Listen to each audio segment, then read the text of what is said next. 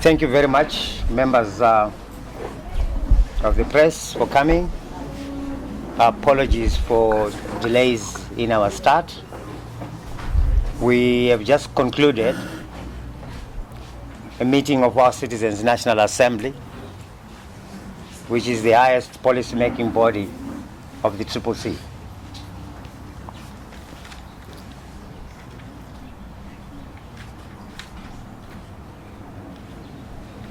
By way of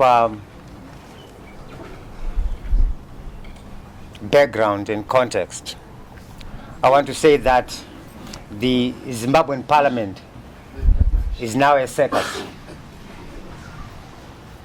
And the chief muppet in this circus is Tshabangu, who is being cheered and aided by the so-called MDC 2019 structure led by Professor Wolfman Ncube and others. The puppet master is ZANU-PF. The events of the past week have shown every right-thinking person in Zimbabwe, the region, and the international community that Zimbabwe is not yet ready to be a democratic nation. From August 2023, it was clear that the regime had no intention of letting anyone participate in a free contest to determine who should govern this country. State institutions, in particular ZEC, did everything in their power to deny Zimbabweans their right to choose their leaders in a free and fair election. Against all odds, Zimbabweans stayed the course. They stayed in queues for up to 4 a.m. to exercise their right to choose their leaders. The outcome of the election, which was condemned by all the civilized world, including our region, was not a reflection of the will of the people of Zimbabwe. It was a charade, and its outcome illegitimate. It did not end there. From October 3, 2023, the Muppet, Tshabangu, was born with our erstwhile colleagues in tow providing midwifery services.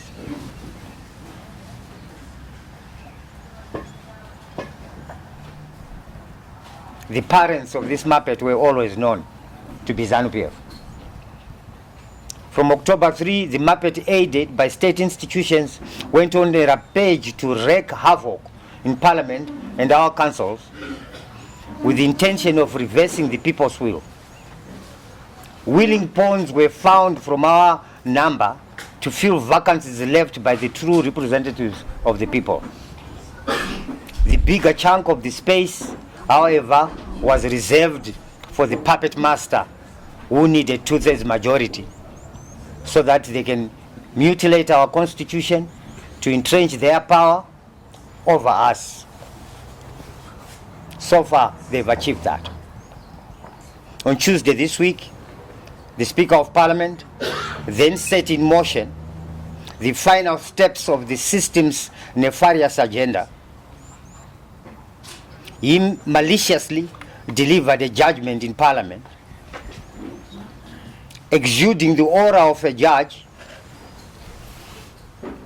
robe and all, albeit without the wig. He delivered a judgment without hearing anyone, based on falsehood. He alleged that I had made appointments in Parliament irregularly when I did not do such a thing.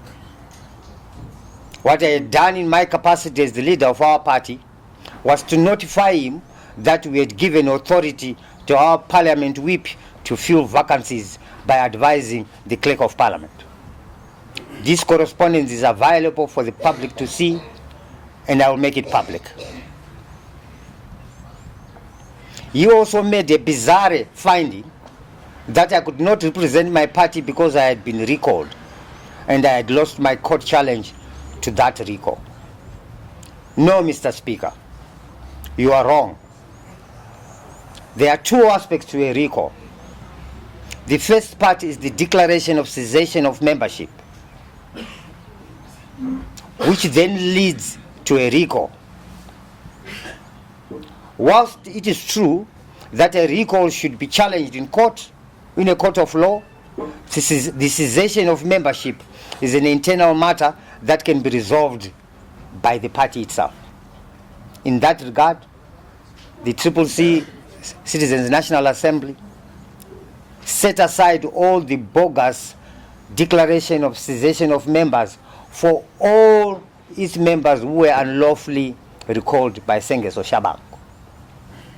So whilst they remain recalled, because a recall can be challenged in court, they are bona fide members of the CCC, because it is only CCC which can determine its membership. Not the Speaker of Parliament, not a court of law, or another political party.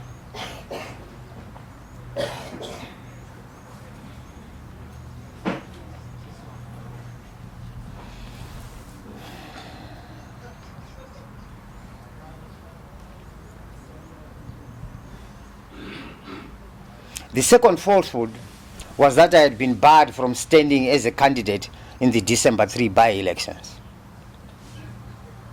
No, Mr. Speaker, sir. You should know better that senators and PR MPs like me do not contest by-elections.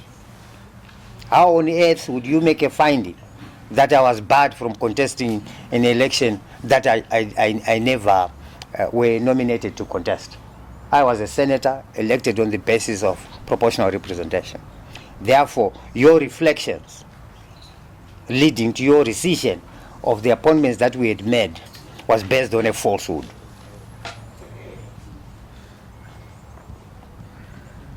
In addition, we resubmitted our appointees to Parliament the following day after the Speaker had made his announcement. That resubmission was done, as in the previous case, under the hand and signature of our Chief Whip, supported by the signature or co-signed by our Head of Legal Services, Honorable Agents Gumbo.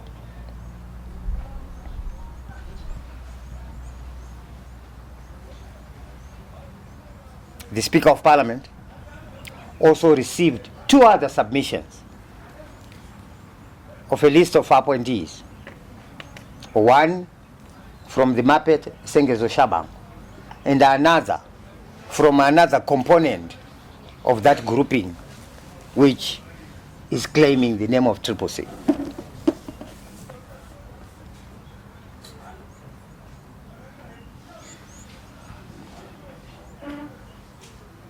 The Speaker of Parliament is a lawyer,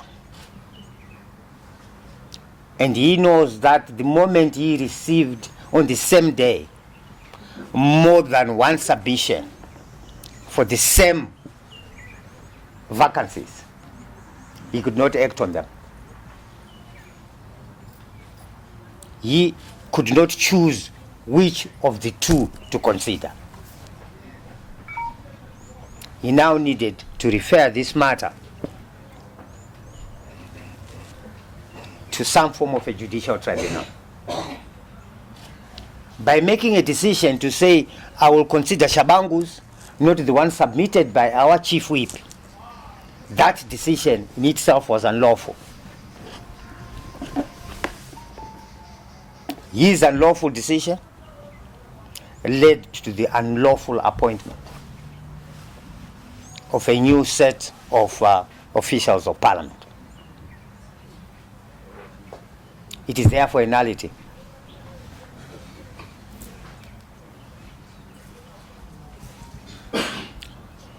The malice behind the charade came out clearly on what he did on Thursday.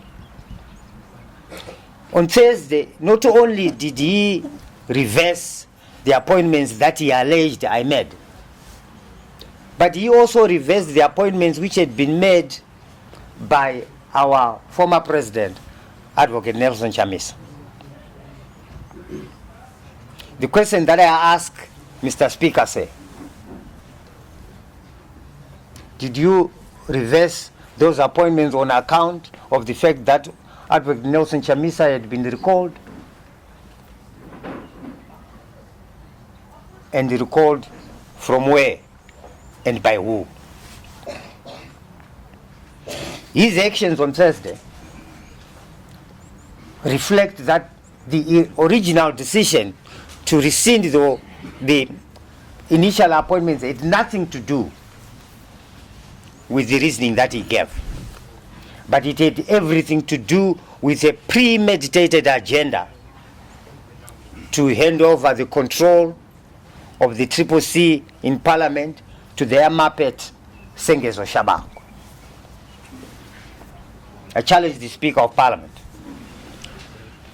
that if what I'm saying is not correct, come out into the public and tell the people of Zimbabwe that in your capacity as Speaker of Parliament, a person who is supposed to manage the Parliament in a non-partisan manner, were you acting in the interest of Zimbabwe, or were you acting in the interest of ZANU-PF?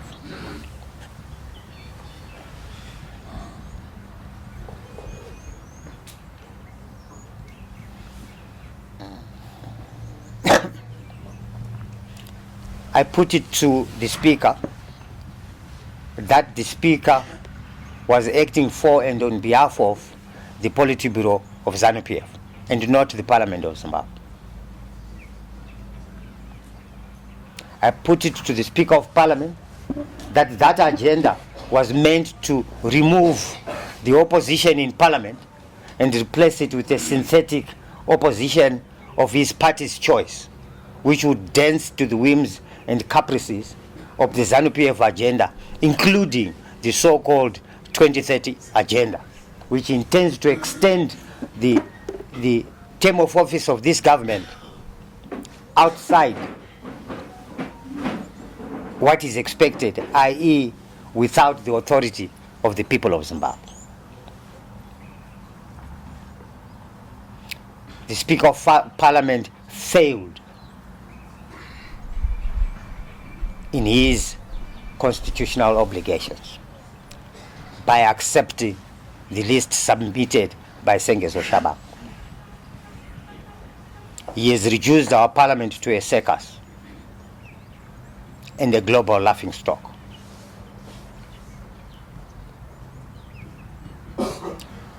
What then is the way forward? Where do we go from here? The Citizens' National Assembly met and it has made a resolution. The resolution of this assembly is that it will not subject its deployees to the leadership and control of Sengezo Tshabangu in the Parliament of Zimbabwe.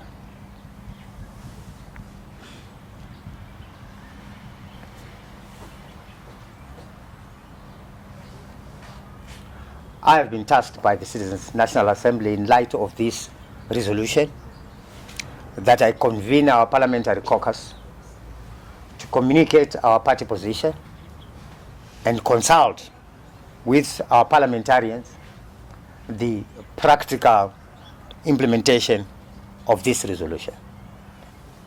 And that caucus will be happening in the next days and will advise you. The Assembly also further resolved that taking into account that the summit of SADC will be held in the month of August, that SADC should pronounce itself on the question put to it with respect to the outcome of the August 2023 election. That we expect SADC to account to the people of Zimbabwe, who are the sovereign, and at the end of the day, the members of SADC, to say, we made a submission to yourselves regarding our concerns on the election that took place in August 2023. The people of Zimbabwe demand that SADC provides them with an answer. I thank you.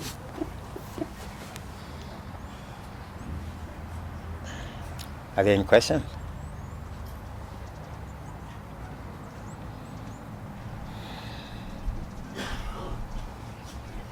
Oh, I'm glad you're satisfied. Thank you. Well done.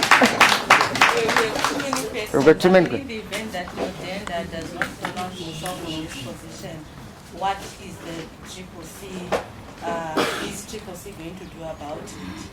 And are we likely going to see any outcome to the effect that the CCC is pulling out of Parliament should there be no action from Mudenda?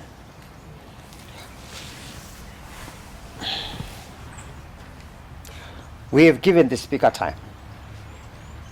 As you are aware, Parliament is adjourned to the 11th of June.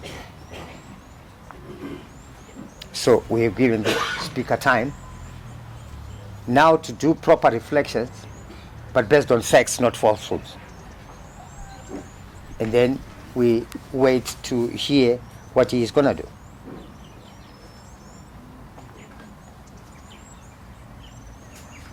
So we should expect the CCC action from the 11th of June. You should expect a response from us from the 11th of June with respect to what the Speaker would have done. But as of now, the decision remains that we will not subject our deployees to the control of Sengezo Tshabangu.